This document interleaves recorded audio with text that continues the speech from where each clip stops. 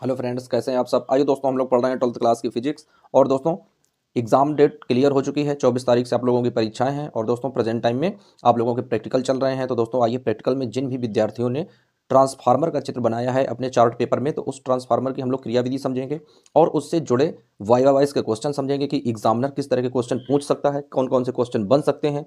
इन सभी प्रश्नों के साथ आइए फ्रेंड्स स्टार्ट करते हैं अपना वीडियो। तो आइए फ्रेंड्स डाल लेते हैं। ट्रांसफार्मर हमें पढ़ना है, ट्रांसफार्मर की पूरी क्रियाविधि समझेंगे। दोस्तों जो भी एग्जामिनर क्वेश्चन बनाएगा इससे क्वेश्चन बाहर नहीं होंगे। ट्रांसफार्मर, दोस्तों पहला क्वेश्चन यहीं से बनना प्रारंभ हो जाता है कि ट्रांसफार्मर को हिंदी में क्या कहते हैं। तो फ्रेंड्स ट्रांसफार्मर की जो हिंदी होती है उसे बोलते हैं परिणामित्र। क्या बोलते हैं बच्चों? परिणामित्र। यानी ट्रांसफार्मर को हिंदी में क्या कहते हैं? परिणामित्र बोलते हैं, या इसी को बोलते हैं शक्ति संप्रेषण। क्या बोलते हैं दोस्तों? शक्ति संप्रेषण। तो दोस्तों ट्रांसफार्मर के हिंदी दो होती हैं, यानी परिणामित्र भी बोला जाता है और शक्ति संप्रेषण भी बोला जाता है। अब आइए दोस्तों, सबसे पहले हम लोग देखते हैं कि ट्रांसफार्मर का स्ट्रक्चर कैसा होता है और यह किस तरीके से कार्य करता है। तो आइए दोस्तों, यहाँ पर इस तरह का एक कवर होता है। दोस्तों ये आंतरिक संरचना है, जैसा कि आप लोग देख रहे हैं कि ये ट्रांसफार्मर की आंतरिक संरचना है। दोस्तों ये बना होता है, नर्म लोहे की क्रोडें होती हैं, सॉफ्ट आयरन का इसमें प्रयोग किया जाता है। दोस्तों कैसा आयरन होता है? सॉफ्ट आयरन, यानी नर्म लोहे की क्रोडें होती हैं। इस तरीके से ऐसे जोड़ देते हैं दोस्तों, ये नर्म लोहे की क्रोडें हैं। अब इसमें दोनों साइड क्या करते हैं? कुंडली लगा देते हैं। तो इस तरीके से ये कुंडली लगा देते हैं दोस्तों। यहाँ पर ये मेंस लगा देते हैं, इस तरीके से यहाँ पर बना देते हैं। ये दोस्तों फेरों की संख्या है, इस तरीके से। ये एसी मेंस है। तो दोस्तों यहाँ पर लिख लेते हैं, ये क्या है? ये है प्राथमिक कुंडली। क्या है दोस्तों? ये प्राथमिक कुंडली है। अब सबसे पहले एग्जामिनर का जो क्वेश्चन बनता है वो ये पूछता है बच्चों कि इसे प्राथमिक कुंडली ही क्यों बोलते हैं। तो फ्रेंड्स इसे प्राथमिक कुंडली इस वजह से बोलते हैं क्योंकि एसी धारा यहाँ से प्रवेश करती है। धारा क्या करती है? यहाँ से प्रवेश करती है, यानी निवेश। क्या होता है यहाँ से? निवेशी शक्ति, यानी यहाँ से शक्ति जो है वो निवेश करती है फ्रेंड्स। तो यहाँ से शक्ति जाती है, इस वजह से इसे बोलते हैं प्राथमिक कुंडली। और इसे लिख देते हैं पी से प्रदर्शित करते हैं, यानी यह प्राइमरी पार्ट होता है। ये दोस्तों होता है द्वितीयक कुंडली। इसे क्या बोलते हैं? द्वितीयक कुंडली। ये है निर्गत शक्ति। क्या है दोस्तों? ये निर्गत शक्ति। तो ये दोस्तों होता है निर्गत शक्ति, इसे लिखते हैं एस से, यानी सेकेंडरी पार्ट होता है। दोस्तों इसमें जो फेरे हैं, ये फेरों की संख्या किसमें है? प्राथमिक कुंडली में। तो फेरों की संख्या को एन से लिखते हैं और इसी में पी बना देते हैं, यानी प्राथमिक कुंडली में फेरों की संख्या। दोस्तों ये द्वितीय कुंडली है, फेरों की संख्या तो एन से ही लिखेंगे, लेकिन एस बना देंगे तो द्वितीय कुंडली में फेरों की संख्या हो जाएगी। तो फ्रेंड्स इस तरह का स्ट्रक्चर होता है ट्रांसफार्मर का। अब आइए देख लेते हैं ट्रांसफार्मर का कार्य क्या होता है। तो फ्रेंड्स जैसा कि हम लोग जानते हैं कि अपने देश में पावर हाउस में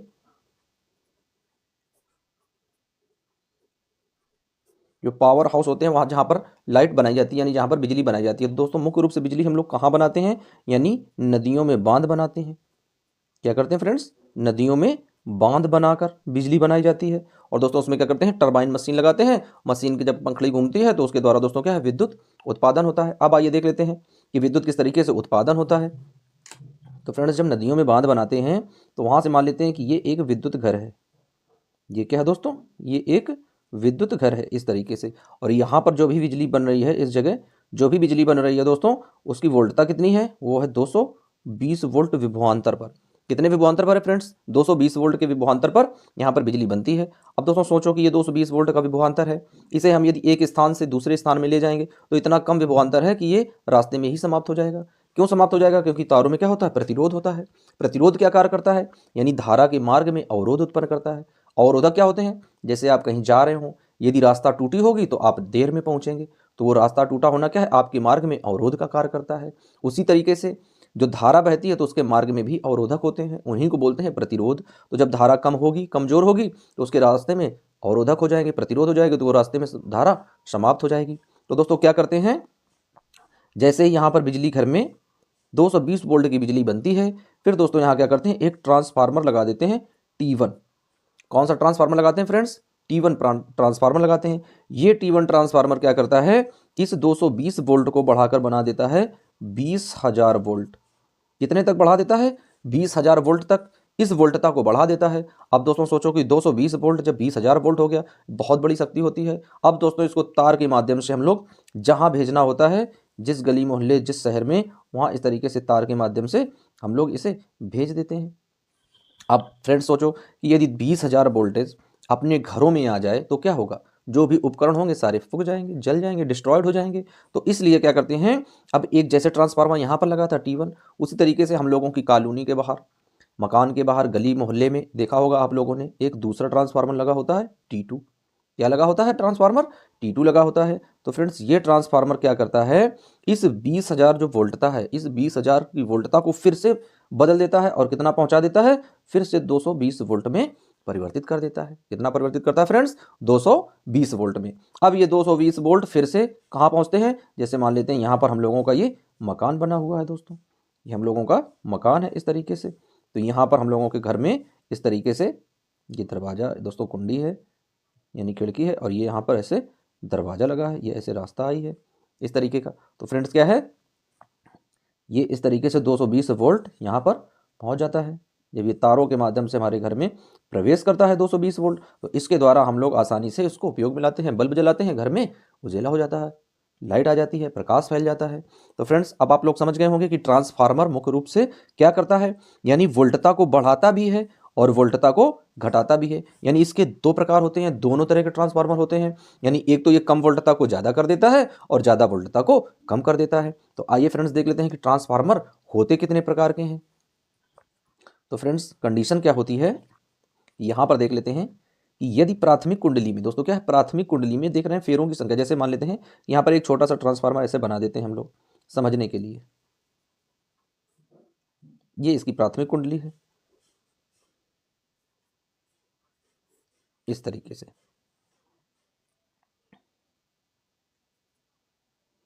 अब दोस्तों देख रहे हैं कि इसमें देख लेते हैं, ये है प्राथमिक कुंडली यानी P, और ये है S, ये है प्राथमिक कुंडली में फेरों की संख्या यानी कि NP, और ये है द्वितीय कुंडली में फेरों की संख्या यानी कि NS।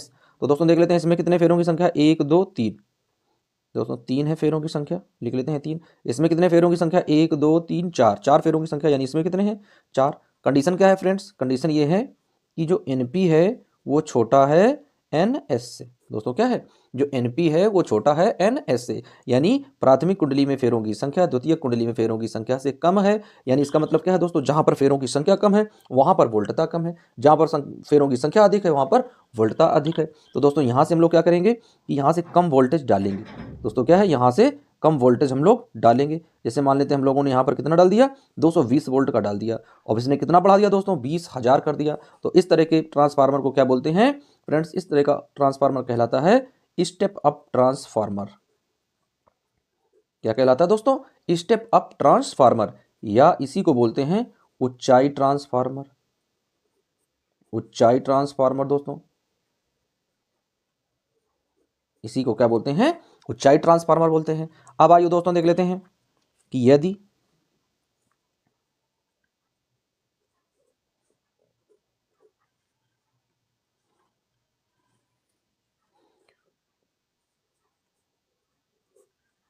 ये दोस्तों क्या है, प्राथमिक कुंडली है और ये द्वितीय कुंडली है। तो दोस्तों इसमें देख लेते हैं, कंपैरिजन करते हैं।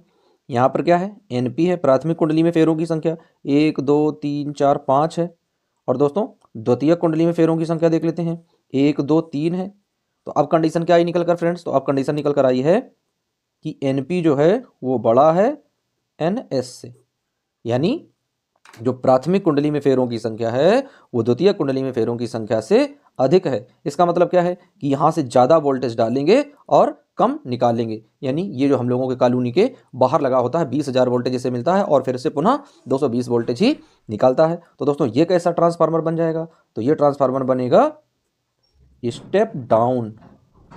दोस्तों कैसा ट्रांसफार्मर बनेगा, ये स्टेप डाउन ट्रांसफार्मर बनेगा, या इसी को हम लोग बोलते हैं अपचाई ट्रांसफार्मर। अपचाई ट्रांसफार्मर। तो दोस्तों इस तरीके से ये होता है अपचाई ट्रांसफार्मर। अब आइए इसकी थोड़ा क्रियाविधि के बारे में समझ लेते हैं, उसके बाद में फिर इससे जुड़े वाइवा के क्वेश्चन आंसर हम लोग क्लियर करेंगे। बहुत ही मज़ेदार टॉपिक है दोस्तों, आप लोगों को एकदम से वाइवा में तो ये मज़ा देगा ही, उसके साथ में जो आप लोगों के सिलेबस में दिया गया है ट्रांसफार्मर, उसमें भी आप लोगों को बहुत ज़्यादा हेल्प करने वाला है। तो ये वीडियो दोस्तों अंत तक देखें और बहुत सारे प्रश्नों के उत्तर आप लोग आज यहाँ से पढ़ कर जाएंगे। तो अब दोस्तों इसकी क्रियाविधि देखते हैं। तो आइए दोस्तों, ये ट्रांसफार्मर का चित्र है। दोस्तों एसी मेंस ये है। तो सबसे पहले तो हमें ट्रांसफार्मर की परिभाषा देखनी है। तो दोस्तों ट्रांसफार्मर की अब परिभाषा हम लोग देखते हैं, इसकी क्या परिभाषा बनेगी। ट्रांसफार्मर क्या कार्य करता है। तो दोस्तों ट्रांसफार्मर एक ऐसा साधन है, ट्रांसफार्मर एक ऐसा साधन है जो वोल्टता को परिवर्तित करता है। केवल एक छोटी सी परिभाषा है, हमें बस इतना बताना है। यदि एग्जामिनर पूछता है कि ट्रांसफार्मर क्या है, तो हम क्या बताएंगे कि ट्रांसफार्मर एक ऐसी युक्ति है, एक ऐसी डिवाइस है, एक ऐसी मशीन है जो वोल्टता को परिवर्तित करती है। यानी यदि कम वोल्टता है तो उसे बढ़ा देगी, यदि ज़्यादा वोल्टता है तो उसे कम कर देगी। तो वोल्टता को मैनेज करने का काम क्या करता है बच्चों, ट्रांसफार्मर करता है। आई होप आप लोग समझ गए होंगे कि वोल्टता को मैनेज करने का काम यानी वोल्टता को परिवर्तित करने का जो काम है वो किसके द्वारा होता है, ट्रांसफार्मर के द्वारा। और एक दोस्तों इसकी परिभाषा समझ लेते हैं कि ट्रांसफार्मर की परिभाषा क्या होती है। दोस्तों इस तरीके से हम लोग समझेंगे, ये वोल्टता है और ये धारा है, ये धारा है और ये वोल्टता है। अब दोस्तों यहाँ पर ये H लिख लेते हैं, यहाँ पर L लिख लेते हैं, यहाँ पर H लिख लेते हैं और यहाँ पर L लिख लेते हैं। तो अब आइए फ्रेंड्स देख लेते हैं किस तरीके से इसकी परिभाषा बनेगी। तो फ्रेंड्स ये क्या करता है, H मतलब हाई होता है, यानी ट्रांसफार्मर एक ऐसी युक्ति है। अब इसकी परिभाषा आप लोगों को समझा रहे हैं, इसके माध्यम से बहुत ही ईजी स्टेप में बताएंगे, एकदम से आप लोगों को याद कर लोगे, याद नहीं करनी है, केवल समझनी है। ट्रांसफार्मर एक ऐसी युक्ति है जो उच्च वोल्टता की, वोल्टता क्या है यानी उच्च वोल्टता की निम्न धारा को, एल मतलब होता है लो, यानी उच्च वोल्टता की निम्न धारा को उच्च धारा की निम्न वोल्टता में परिवर्तित करता है। बोलो है मजा, एकदम आया। बहुत ही इजी स्टेप में परिभाषा बताई गई, फिर से समझ लेते हैं। यानी ट्रांसफार्मर एक ऐसी युक्ति है जिसके माध्यम से उच्च वोल्टता की निम्न धारा को उच्च धारा की निम्न वोल्टता में परिवर्तित करते हैं, उसे हम ट्रांसफार्मर कहते हैं। तो दोस्तों परिभाषा तो हम लोगों ने क्लियर कर ली कि ट्रांसफार्मर की भाई परिभाषा क्या होती है। आज केवल आप लोग पूरा वीडियो लास्ट तक देखें, केवल ध्यान से बातों को सुने और कल जाकर आप लोग वाइवा दें, मजा आ जाएगा एकदम से। जो भी एग्जामिनर क्वेश्चन पूछेगा इससे बाहर नहीं होंगे आप लोग भी, एकदम से जितने भी क्वेश्चन होंगे एग्जामिनर के सारे क्वेश्चन के आंसर एकदम से सटीक दे पाओगे। बस केवल वीडियो आप लोगों को अंत तक देखना है और समझते चलना है। तो दोस्तों इसकी परिभाषा हम लोग सीख गए। अब आइए इसकी क्रिया विधि के बारे में थोड़ा बात कर लेते हैं।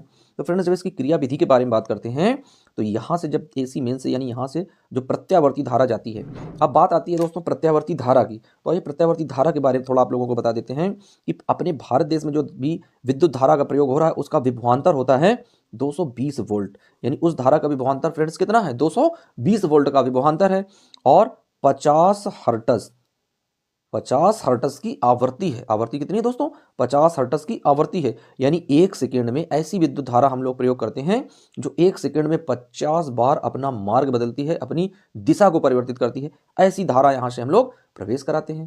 दोस्तों एक चीज़ और आप लोगों को ध्यान देना है कि ट्रांसफार्मर केवल एसी धारा पर ही कार्य करता है। किस धारा पर कार्य करता है, केवल एसी धारा पर ही कार्य करता है। देख लेते हैं फ्रेंड्स, यहाँ पर क्या है, जब यहाँ से धारा प्रवेश करती है तो दोस्तों ये कुंडली बनी है। कुंडली का कार्य क्या होता है कि जैसे उसमें धारा बहती है तो वह एक क्षण चुंबक की भांति व्यवहार करती है। अब दोस्तों जब इसके धारा के मान में परिवर्तन होगा, तो जब धारा के मान में परिवर्तन होगा तो इससे जुड़ी चुंबकीय बल रेखाओं की संख्या में परिवर्तन होगा। जब चुंबकीय बल रेखाओं की जो चुंबकीय बल रेखाओं की संख्या है उसमें परिवर्तन होगा तो उनसे जुड़ा जो चुंबकीय फ्लक्स है उस चुंबकीय फ्लक्स के मान में परिवर्तन होगा। यानी चुंबकीय क्षेत्र के मान में परिवर्तन होगा, उससे चुंबकीय फ्लक्स के मान में परिवर्तन होगा और यही चुंबकीय फ्लक्स क्या करेगा, एक वैद्युत वाहक बल को उत्पन्न कर देगा। तो दोस्तों यहाँ पर क्या बन जाएगा, एक वैद्युत वाहक बल यानी कि ईपी उत्पन्न हो जाएगा। अब ये ईपी क्या करेगा दोस्तों, ये ईपी एक प्रेरित धारा को जन्म देगा। कैसी धारा है ये, प्रेरित धारा है। इस प्रेरित धारा को ये जन्म देगा।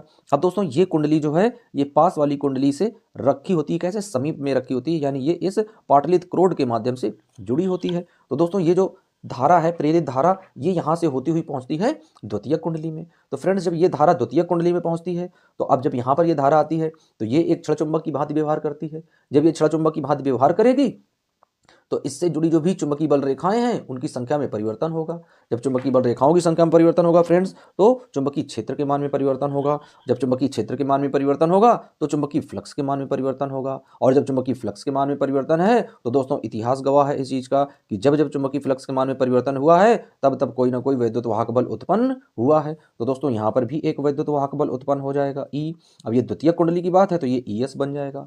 तो दोस्तों ये विद्युत वाहक बल क्या करेगा, फिर से एक प्रेरित धारा को जन्म देगा। और दोस्तों ये प्रेरित धारा हमें यहाँ निर्गत के रूप में प्राप्त होती है।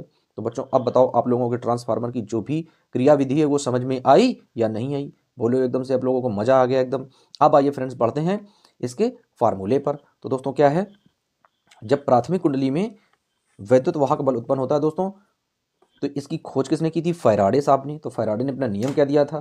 तो दोस्तों वैद्युत वाहक बल जो है प्राथमिक कुंडली का वो है EP इक्वल टू। अब दोस्तों वैद्युत वाहक बल किस पर निर्भर करता है? प्राथमिक कुंडली में फेरों की संख्या पर। तो प्राथमिक कुंडली में फेरों की संख्या क्या है? NP। कितना फेरा है दोस्तों? NP। अब क्या है, चुंबकीय फ्लक्स के मान में परिवर्तन हो रहा है। तो दोस्तों चुंबकीय फ्लक्स क्या होता है? d∅b और अपॉन में dt। ये चुंबकीय फ्लक्स होता है दोस्तों। लेकिन यहाँ पर एक माइनस का साइन लग जाता है। ये माइनस का साइन ये दर्शाता है कि कुंडली अपने अंदर होने वाले परिवर्तन का विरोध करती है।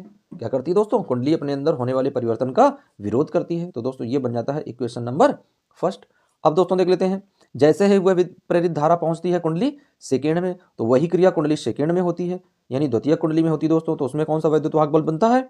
ES equal to. और दोस्तों वो किस पर निर्भर करता है? द्वितीय कुंडली में फेरों की संख्या NS पर। और उसमें भी चुंबकीय फ्लक्स क्या होता है? d∅b अपॉन में dt। और वहां पर भी माइनस का साइन लग जाता है दोस्तों, क्योंकि वह भी अपने अंदर परिवर्तन का विरोध करती है। तो इस इक्वेशन को मान लेते हैं इक्वेशन नंबर सेकेंड। अब फ्रेंड समझेंगे कि समीकरण 1 को समीकरण 2 से भाग देने पर। तो दोस्तों जब भाग देंगे तो हम लोग देख रहे हैं ये वाला जो इतना पोर्शन है ये एकदम से सेम मिल रहा है दोनों में, तो ये इतना समाप्त हो जाएगा दोस्तों, माइनस से माइनस समाप्त हो जाएगा। तो यहाँ पर आएगा क्या निकल कर? तो फ्रेंड्स यहाँ पर आएगा निकल कर केवल EP अपॉन में ES equal to NP upon में NS। तो दोस्तों ये एक आ गया है सिद्धांत निकलकर। और इसी सिद्धांत के द्वारा हम लोग प्राथमिक कुंडली में और द्वितीय कुंडली में फेरों की संख्या या उससे जुड़े वैद्युत वाहक बल की गणना कर सकते हैं। तो फ्रेंड्स आप लोग समझ गए हैं कि किस तरीके से ट्रांसफार्मर कार्य करता है, कैसे कैसे दोस्तों ये आगे बढ़ता है। अब दोस्तों बात कर लेते हैं कि ट्रांसफार्मर का हमने सिद्धांत तो पढ़ लिया दोस्तों, अब ट्रांसफार्मर की शक्ति के बारे में बात कर लेते हैं। तो दोस्तों बात करते हैं ट्रांसफार्मर की शक्ति यानी कि पावर के बारे में। तो दोस्तों पावर यानी शक्ति के बारे में क्या है, जो आज दोस्तों प्रेजेंट टाइम में यानी वर्तमान युग में जो भी ट्रांसफार्मर आ रहे हैं उनकी शक्ति क्या है? तो दोस्तों उनकी शक्ति यानी कि दक्षता, क्षमता या दक्षता, क्षमता या दक्षता। तो दोस्तों क्षमता या दक्षता हमें समझनी है कि जो भी ट्रांसफार्मर आज के युग में आ रहे हैं फ्रेंड्स उनकी दक्षता क्या है, वो कितनी क्षमता वाले हैं और उनकी कितनी क्षमता है। तो दोस्तों आइए समझ लेते हैं कि वो कितनी क्षमता के होते हैं। तो फ्रेंड्स उनकी जो क्षमता होती है, कैपेसिटी होती है, वो होती है लगभग 70% से 95% तक। यानी उनकी क्षमता कितनी होती है? 70% से लेकर 95% तक उच्च दक्षता वाले ट्रांसफार्मर चल रहे हैं दोस्तों। अब आइए देख लेते हैं कि ये किस तरह से बने होते हैं, क्या क्या इनमें लगा होता है। दोस्तों अब वाइवा 22 के क्वेश्चन देख लेते हैं दोस्तों। इससे पहले इसकी दक्षता के बारे में और एक फार्मूला समझ लेंगे। तो दोस्तों क्या लिखेंगे? दक्षता बराबर निर्गत शक्ति बटे निवेशी शक्ति, निवेशी शक्ति और इनटू में 100। दोस्तों ये इसका फार्मूला है। अब दोस्तों शक्ति की बात हो रही थी यहाँ पर, तो देख लेते हैं। तो P बराबर क्या होता है दोस्तों? तो P बराबर होता है V इंटू आई, ये दोस्तों होता है। तो आइए यहाँ पर मान रख देते हैं दोस्तों। तो ट्रांसफार्मर की दक्षता को कैसे प्रदर्शित करते हैं? तो दोस्तों एक ग्रीक भाषा का एक शब्द है न्यूटा। क्या होता है दोस्तों? न्यूटा। इस तरह से बनाते हैं, इससे इसको प्रदर्शित करते हैं। तो आइए दोस्तों, अब ये निर्गत शक्ति है यानी कि सेकेंडरी पार्ट की बात हो रही दोस्तों, द्वितीय कुंडली की बात हो रही है। तो अब यहाँ पर क्या लिख देंगे? यानी PS लिखेंगे, यानी P से पावर, S से द्वितीय कुंडली की। और दोस्तों यहाँ पर निवेशी शक्ति, तो P लिख देंगे, यानी P से पावर और P से प्राथमिक कुंडली प्राइमरी बॉन्डिंग की, और इनटू में 100। अब दोस्तों आइए इसको और सरल करके लिखते हैं। तो क्या आ जाएगा? न्यूटा इक्वल टू PS का दोस्तों मान, P का मान क्या है? V इंटू आई। तो यहाँ पर P का जब मान लिखेंगे तो यहाँ पर मान रख देंगे। तो क्या आ जाएगा दोस्तों? यानी VS इंटू IS अपॉन में VP into IP equal to 100। तो दोस्तों ये इसका मान निकल कर आ गया। तो ये इसकी दक्षता है फ्रेंड्स, ये दक्षता का इसका फार्मूला होता है। अब दोस्तों देख लेते हैं इससे जुड़े कुछ महत्वपूर्ण प्रश्न जो एग्जामिनर आप लोगों से प्रश्न पूछता है। तो दोस्तों एग्जामिनर का प्रश्न क्या बनता है, आइए देख लेते हैं कि ट्रांसफार्मर किस धारा पर कार्य करता है। दोस्तों पहला क्वेश्चन क्या बनता है, यहाँ पर हम लोग लिखेंगे, हैशटैग बनाकर लिखेंगे। आप लोग क्वेश्चन को साथ में नोट करते रहिएगा, हम लोग केवल आंसर लिखेंगे, आप लोगों को क्वेश्चन बताते रहेंगे। तो दोस्तों जो पहला क्वेश्चन पूछता है एग्जामिनर इस ट्रांसफार्मर से, वो पूछता है कि ट्रांसफार्मर किस धारा पर कार्य करता है। तो दोस्तों कैसी धारा होती है, तो दोस्तों वो धारा होती है AC, यानी कि प्रत्यावर्ती धारा। कैसी धारा होती है बच्चों, AC धारा होती है, प्रत्यावर्ती धारा पर कार्य करता है। फिर दोस्तों आ जाता है कि ट्रांसफार्मर जो है वो किस सिद्धांत पर आधारित है। दोस्तों ये क्वेश्चन पूछ लेता है कि ट्रांसफार्मर जो है किस सिद्धांत पर आधारित है। तो दोस्तों वो सिद्धांत है अन्योन प्रेरकत्व।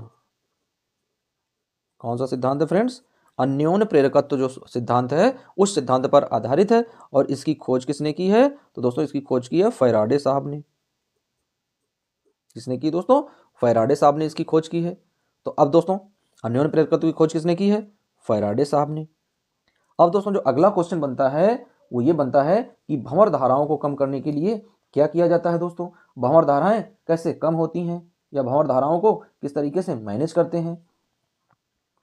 तो दोस्तों अगला क्वेश्चन है, आप लोग साथ में नोट करते रहिएगा, ये क्वेश्चन बहुत ही ज़्यादा इंपॉर्टेंट है। दोस्तों क्वेश्चन क्या है कि ट्रांसफार्मर में भंवर धाराओं को कैसे कम करते हैं। तो दोस्तों क्या करते हैं, ट्रांसफार्मर जो बनाते हैं हम लोग बनाते हैं पाटलित क्रोड से। कहाँ से बनाते हैं दोस्तों, नर्म लोहे की पाटलित क्रोडें होती हैं जो ट्रांसफार्मर में उत्पन्न होने वाली भंवर धाराओं को कम करती हैं। तो दोस्तों एक तो क्वेश्चन ये हो गया। अब दोस्तों क्वेश्चन बनता है कि ट्रांसफार्मर में तेल क्यों भरा जाता है। दोस्तों क्या है क्वेश्चन, आप लोगों ने सुना होगा कि ट्रांसफार्मर में तेल भरा होता है। तो दोस्तों ट्रांसफार्मर में तेल क्यों भरा जाता है, तो दोस्तों ट्रांसफार्मर में तेल इस वजह से भरा जाता है क्योंकि वह शीतलन का काम करता है। शीतलन का कार्य करता है ट्रांसफार्मर, काहे का कार्य करता है, तेल जो उसमें भरा होता है वो शीतलन का कार्य करता है। अब दोस्तों देख लेते हैं कि ट्रांसफार्मर में जो एक ब्रीदर टैंक होता है, क्या होता है दोस्तों, ब्रीदर टैंक होता है। ब्रीदर टैंक ये क्या कार्य करता है, तो दोस्तों जो ब्रीदर टैंक है ये बाहर से आने वाली नर्म वायु को क्या करता है, नर्म वायु को सोख लेता है, ऑब्जर्व कर लेता है, नर्म वायु को सोख लेता है दोस्तों। अब दोस्तों इसमें कौन सा तेल भरा होता है, कौन सा इसमें तेल भरा होता है, तो फ्रेंड्स इसमें जो तेल भरा होता है वो होता है सिलिका जेल। क्या होता है दोस्तों, सिलिका जेल नामक इसमें तेल भरा होता है। आप लोगों ने सुना होगा, कई लोगों को दोस्तों कई जगह जो बुकें हैं वो नेप्थलीन को भी बताती हैं कि नेप्थलीन का तेल भरा होता है, लेकिन दोस्तों जो नेप्थलीन है वो भी होता है और सिलिका जेल भी किसी किसी में भरा होता है। तो दोस्तों प्रत्येक ट्रांसफार्मर की अलग अलग गुणवत्ता होती है, तो प्रत्येक ट्रांसफार्मर अपने अपने गुणवत्ता के अनुसार ही कार्य करता है। अब दोस्तों जो ट्रांसफार्मर में की क्रोड होती हैं वो किस धातु की बनी होती हैं, आप लोग एक क्वेश्चन नोट करिएगा कि ट्रांसफार्मर की जो क्रोडें होती हैं किस धातु की बनी होती हैं। तो दोस्तों जो ट्रांसफार्मर की क्रोडें हैं वो होती हैं नर्म लोहे की। किसकी होती हैं दोस्तों, यानी नर्म लोहे की क्रोडों से मिलकर ट्रांसफार्मर बना होता है। अब आइए फ्रेंड्स देख लेते हैं कि ट्रांसफार्मर में और कितने कितने कौन कौन से भाग होते हैं। तो दोस्तों ट्रांसफार्मर के जो भाग हैं वो कौन कौन से होते हैं, यानी ट्रांसफार्मर के मूल भाग क्या होते हैं दोस्तों, मूल भाग कौन कौन से होते हैं। तो दोस्तों क्या होता है, कोर होती है, क्या होती है, कोर होती है, प्राथमिक और द्वितीयक कुंडली होती हैं, प्राथमिक और द्वितीयक कुंडली होती हैं, प्राथमिक और द्वितीयक कुंडली होती हैं।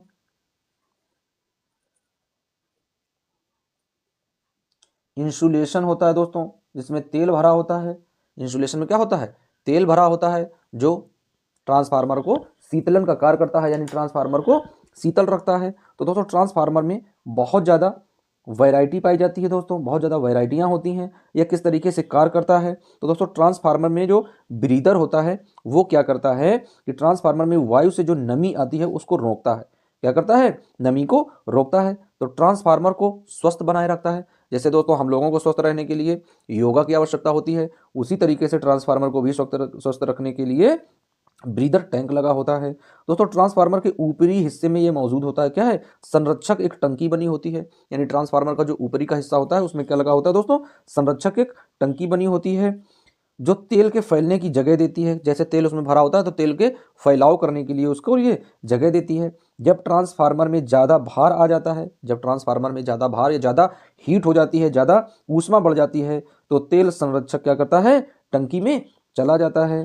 तो दोस्तों इस तरीके से ट्रांसफार्मर कार्य करता है। दोस्तों ट्रांसफार्मर के बहुत सारे क्वेश्चन हैं कि ये किस सिद्धांत पर आधारित होता है, तो दोस्तों हमने बता दिया कि ये अन्योन्य प्रेरकत्व के सिद्धांत पर आधारित है। इसकी खोज किसने की, तो दोस्तों इसकी खोज जो है वो फैराडे साहब ने की। दोस्तों इतनी चीज़ें यदि आप लोग याद कर लेते हैं तो यकीन मानिए कि एग्जामिनर इतने से ही क्वेश्चन पूछ पाएगा, इससे बाहर नहीं जा पाएगा। बस इसके हमें उपयोग और देख लेने हैं फ्रेंड्स कि ट्रांसफार्मर के क्या क्या उपयोग होते हैं, कहाँ कहाँ पर हम इन्हें यूज़ में लाते हैं। तो दोस्तों जो ट्रांसफार्मर का उपयोग है वो समझ लेते हैं, किस में उपयोग करते हैं, रेडियो सिग्नल में, रेडियो सिग्नल में। तो दोस्तों रेडियो सिग्नल में इसका उपयोग किया जाता है, रेफ्रिजरेटर में, मोबाइल के चार्जर में, मोबाइल के चार्जर में, एलईडी में आदि, रिमोट में। बहुत सारी चीज़ें हैं जहाँ पर क्या होता है, ट्रांसफार्मर का उपयोग हम लोग करते हैं। तो दोस्तों ट्रांसफार्मर एक ऐसी डिवाइस है, एक ऐसी युक्ति है जो हम लोगों की बहुत ज़्यादा मित्र है। यानी उसका नाम ही क्या है, परिणा मित्र। तो दोस्तों परिणा मित्र शब्द एक ऐसा है कि ये हम लोगों की बहुत ज़्यादा हेल्प करता है। तो फ्रेंड्स आप लोग समझ गए हैं कि ट्रांसफार्मर किस तरीके से कार्य करता है। जितनी चीज़ें आप लोगों को समझाई गई हैं, बताई गई हैं, बहुत ज़्यादा इंपॉर्टेंट हैं। इन सभी प्रश्नों को आप लोग एक बार यदि समझ में ना आए तो आप लोग वीडियो को दोबारा देख सकते हैं। बहुत सारे जो क्वेश्चन आप लोगों को ये लिखाए गए हैं ये केवल इनके आंसर हैं। आप लोग दोबारा से वीडियो देखेंगे, उनके क्वेश्चन आप लोग समझ जाएंगे कि एग्जामिनर किस तरह से क्वेश्चन पूछता है और उसके किस तरीके से हमको आंसर देने होते हैं। तो आई होप बच्चों आप लोगों को समझ में आ गया होगा कि ट्रांसफार्मर किस तरीके से कार्य करता है। दोस्तों फिर मिलते हैं नेक्स्ट वीडियो में फिर किसी नए टॉपिक के साथ में। जिन बच्चों ने अपने चार्ट पेपर में ट्रांसफार्मर का चित्र बनाया है उनके लिए वीडियो बहुत ही ज़्यादा उपयोगी है। दोस्तों इस वीडियो को पूरा अंत तक देखें और एग्ज़ाम देने जाएं। एग्जामिनर के सामने क्वेश्चन जब वो पूछेगा तो वाइवा आपका, आप सोचिए कि एकदम से सबसे अच्छा जाना है। जितने भी क्वेश्चन हैं आप लोगों को पूरे क्वेश्चन आएंगे, आप लोग डरेंगे नहीं। तो बच्चों आप लोगों को बहुत सारी शुभकामनाएं प्रैक्टिकल की और वाइवा वाइज की। मिलते हैं दोस्तों नए किसी वीडियो के साथ, जब तक के लिए फ्रेंड्स जय हिंद।